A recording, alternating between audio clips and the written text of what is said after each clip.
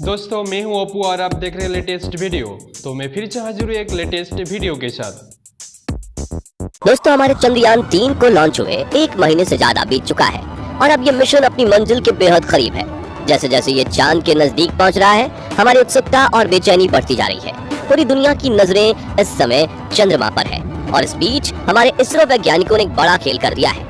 एक ऐसा कारनामा जिसने हमारे इस अंतरिक्ष यान को चांद के बिल्कुल करीब पहुंचा दिया है। इतना ही नहीं, चंद्र साफ साफ दिखाई भी देने लगी है, लेकिन इसके साथ ही वैज्ञानिकों को आने वाले खतरे की भी चिंता है और उसको लेकर वो पूरी तरह सतर्क है, क्योंकि यही पड़ाव है जहां हमारा चंद्रयान 2 फेल हो गया था। अब इसरो ने आखिर क्या कारनामा किया है? हमारा चंद्रयान इस समय चांद के कितना नजदीक है और वो कौन सा खतरा है जो हमारे इस मिशन को बर्बाद कर सकता है, ये सब कुछ आज हम आपको बताने वाले हैं, इसलिए वीडियो को अंत तक जरूर देखिएगा।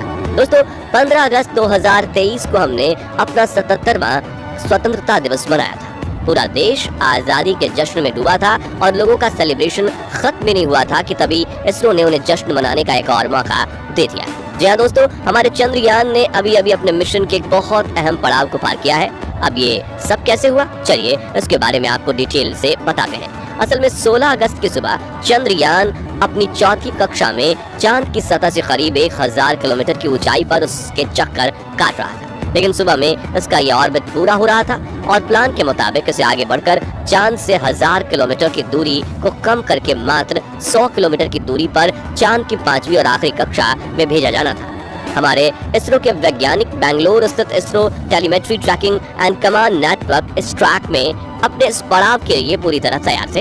हालांकि उनके दिमाग में थोड़ी टेंशन भी थी, क्योंकि ये कोई छोटा मोटा काम नहीं था, लेकिन उन्हें अपनी कैलकुलेशंस पर पूरा भरोसा था। इसी के चलते सुबह के करीब 8:39 पर वैज्ञानिकों ने एक बटन दबाया और चंद्रयान के इंजन को चालू करके उसे चांद की 100 × 100 किलोमीटर वाली 5वीं कक्षा में धकेल दिया।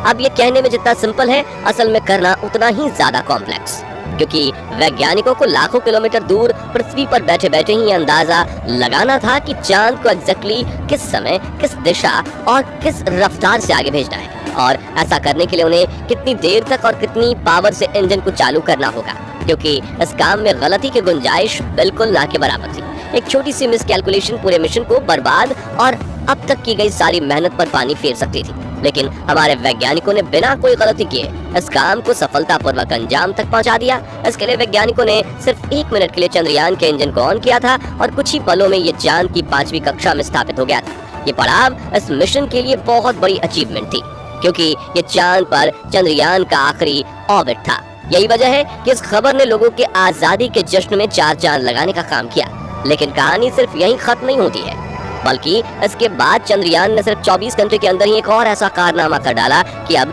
चांद बस 2 कदम दूर नजर आ रहा है। दरअसल 100 × 100 की कक्षा में एंटर करने के बाद इसरो के वैज्ञानिकों ने प्रपल्शन मॉड्यूल और विक्रम लैंडर को एक दूसरे से अलग कर दिया है। ये काम भी काफी टेक्निकल और कॉम्प्लिकेटेड था।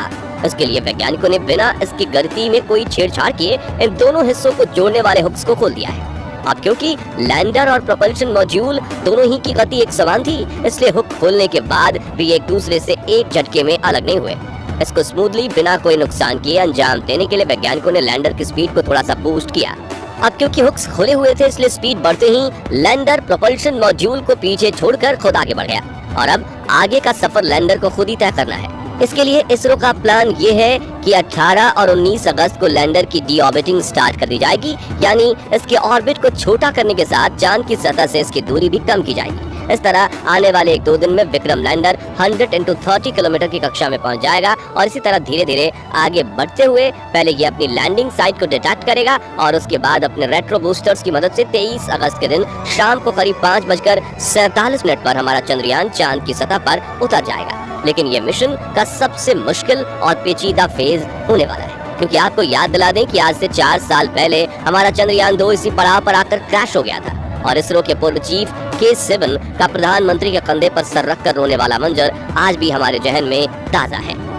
तो अब सवाल ये उठता है कि चंद्रयान 3 का हाल चंद्रयान 2 जैसा ना हो, इसके लिए वैज्ञानिकों ने क्या तैयारियां और क्या बदलाव किए हैं। लेकिन इसका जवाब जानने से पहले चलिए हम आपको बताते हैं कि चंद्रयान 2 आखिर क्रैश क्यों हुआ था। दोस्तों चंद्रयान 2 भी चंद्रयान 3 की तरह अपने प्रपल्शन मॉड्यूल से अलग होकर डी ऑर्बिटिंग स्टार्ट करने तक पूरी तरह से सफल रहा था और किसी को भी इसके क्रैश होने की रत्ती भर उम्मीद नहीं थी। लेकिन हुआ ये कि लैंडर के ऑन बोर्ड गाइडेंस सिस्टम ने एल्टीट्यूड का ओवर एस्टिमेशन कर लिया, यानी लैंडर एक्चुअली जिस ऊंचाई पर था सिस्टम को लगा कि वो उससे कहीं ज्यादा ऊपर है।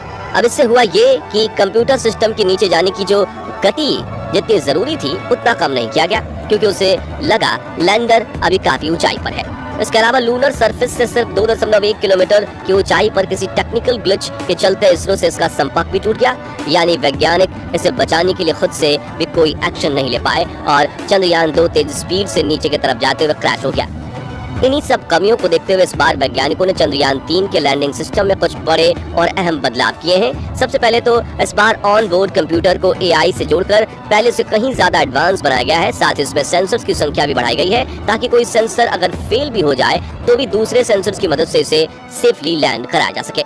इसके अलावा इस बार लैंडर में लेजर डॉपलर वेलोसिटी मीटर यानी LDV और लैंडर हॉरिजॉन्टल वेलोसिटी कैमरा यानी कि LHVC ये दो बेहद अहम एडवांस उपकरण लगाए गए हैं। इसमें LDV का काम चांद की सतह पर लेजर से यह पता लगाना है कि लैंडिंग साइट पर कोई बड़ा गड्ढा या पत्थर तो मौजूद नहीं है।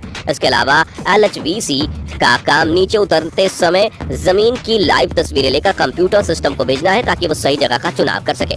चंद्रयान का विक्रम लैंडर अपने साथ प्रज्ञान रोवर को ले जा रहा है।